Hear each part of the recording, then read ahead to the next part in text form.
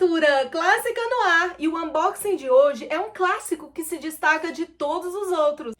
Considerado uma grande catedral poética de um dos maiores escritores de todos os tempos. A Divina Comédia.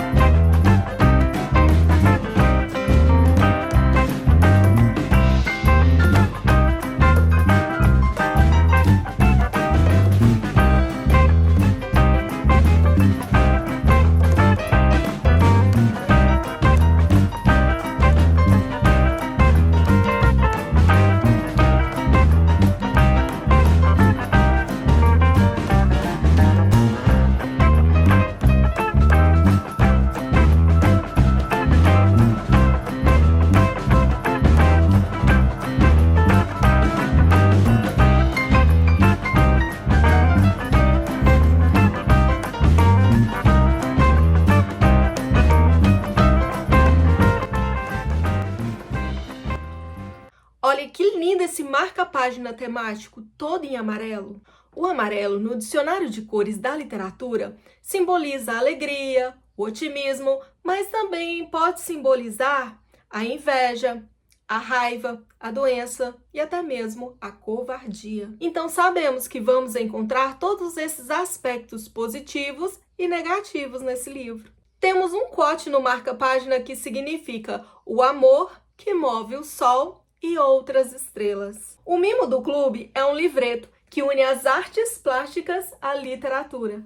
São 135 gravuras do francês Gustave Doré, em alta definição, retratando as cenas do poema. São as ilustrações originais de 1961.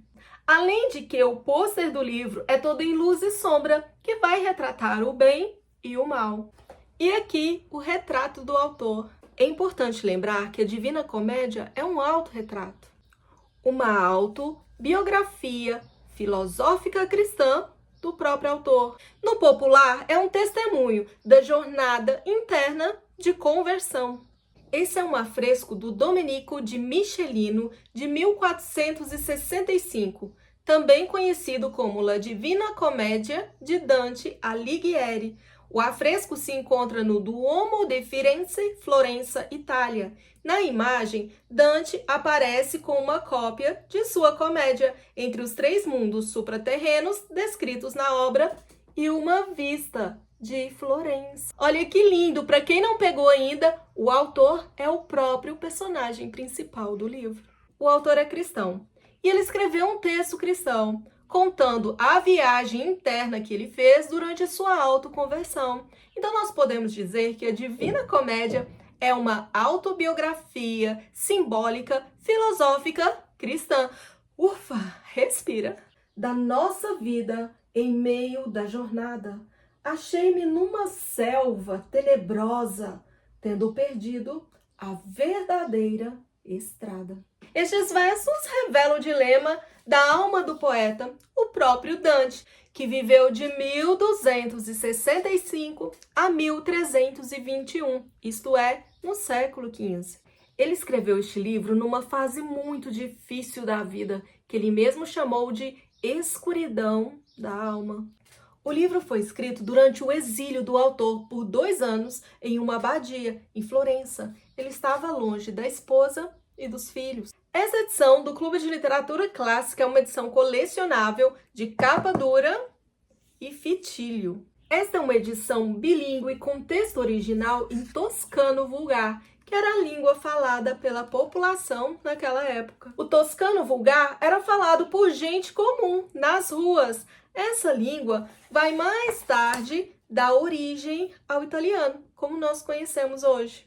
Naquela época já existia outras formas modais de línguas. Esses dialetos, eles eram utilizados pela elite, pela classe artística, mas o autor fez questão de escrever toda a obra dele em toscano vulgar, porque esse poema ele foi escrito de uma forma simples para ser representado. Então nós temos aqui quase em forma teatral, e essa elucidação foi feita propositalmente, de maneira simples, para que pudesse ser entendido por todos, por qualquer um que lesse o livro dele, por toda a população. Então esse foi um livro extremamente acessível, e há quem diga que a Divina Comédia é um livro muito difícil de se ler. O latim clássico é a língua que deriva o italiano clássico, mas o italiano, como nós conhecemos hoje, é uma junção de vários dialetos, além do latim. O prefácio do livro é de Otto Maria Carpo, um dos grandes críticos literários,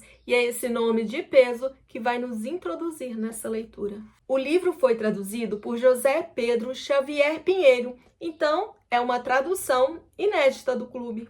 Então, edição apresentada, vamos então à prévia de leitura. Que a Divina Comédia é um dos grandes clássicos da literatura universal? Bem, isso você já sabe. Mas nem sempre foi divina. O autor, após escrever esse livro, chamou simplesmente de comédia. Só um tempo depois, o escritor Boccaccio fez a crítica literária do livro. E foi a partir dessa leitura que ele chamou essa obra de divina. E foi aí que o livro passou a ser chamado como a Divina Comédia. Então, a divina foi acrescentado pelo crítico. Este é um poema narrativo de Dante Alighieri, que vai retratar a jornada de um peregrino pelos 3 reinos da vida após a morte cristã: inferno, purgatório e paraíso. E estas são as 3 partes do livro. Então este é o retrato alegórico do homem até Deus. Começamos ignorantes, na escuridão, e terminamos na luz. Só a título de curiosidade, aqui nós temos as primeiríssimas ideias iluministas.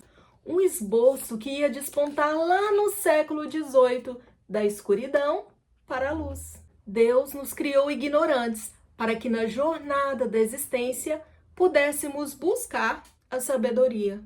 Por isso, este é um livro da filosofia cristã, religião do autor que era cristão. Aqui o autor, quando ele se encontrava perdido em meio à selva tenebrosa, com medo, sem saber por onde passar, ou seja, ele não via saída na sua própria vida. Todos nós conhecemos este livro como um drama, mas o livro foi chamado de comédia. E por que será? Não é porque o livro provoca riso, mas porque a história termina bem. Abre parêntese, como todas as histórias moralistas da época. Então, isso não é um spoiler. Fecha parêntese, olha os anjos no céu, festejando uma alma que se tornou pura. Ai, que medo! Vem acompanhando comigo aqui no livreto. Então, o livro é a jornada de um peregrino, que é o próprio Dante, perdido numa selva escura, e se deparando com 3 animais, a onça, o leão e a loba, que vai impedir a sua passagem. O curioso é que o autor, no primeiro verso, declara que está na metade da vida.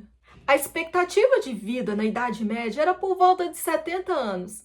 Quando ele se declara que está na metade da vida, na metade da jornada, nós temos um cálculo de 33. 33 é exatamente a idade de Cristo.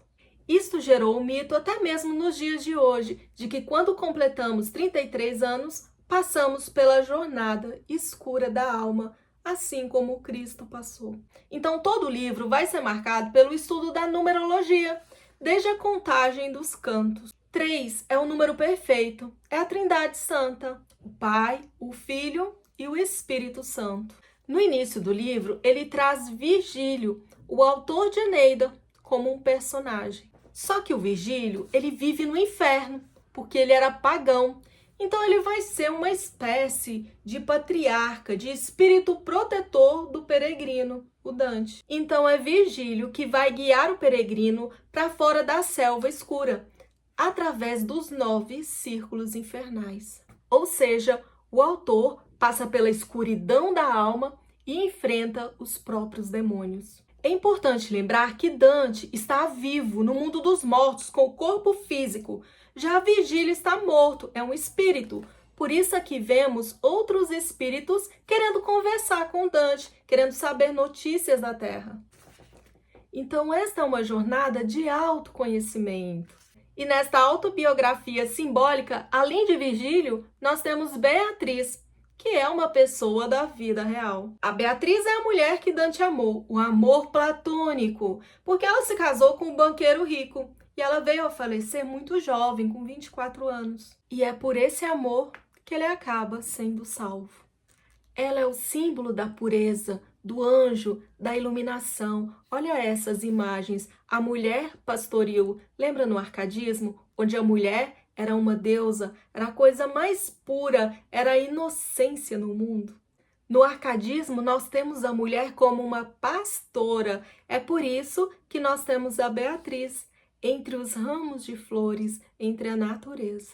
Então, quando o Virgílio guia Dante para fora do inferno, ele não pode entrar no purgatório, porque ele é pagão, porque ele é impuro. Então, quem vai guiá-lo do purgatório ao paraíso é a Beatriz, o símbolo da pureza. Porque é isso que o amor faz ao coração do homem, purga do purgatório ao paraíso. Este é um livro intenso, profundo e bonito. Então, nessa obra e nos retratos de Doré, nós vamos ver muitas pinceladas de iluminismo, de arcadismo, apesar de que essas escolas vieram muito tempo depois.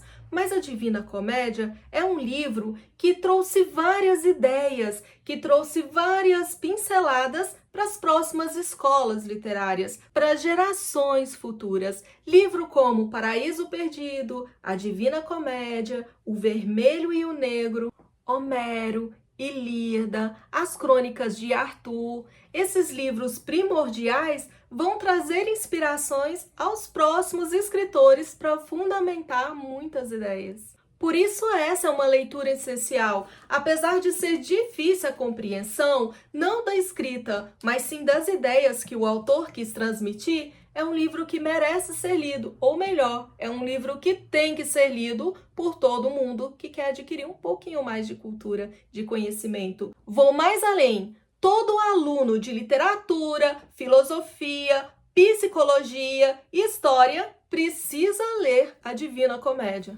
Então, já aproveitando para fazer um adendo, nós temos aqui no canal o projeto Leia Clássicos, que são aulas de literatura onde nós aprofundamos no livro. Então, são verdadeiros estudos do livro. Não importa se são 2, 3, 4 aulas, o tanto que precisar dividir essas aulas, nós dividimos. Então, deixa aqui se você quer esse estudo aprofundado da Divina Comédia.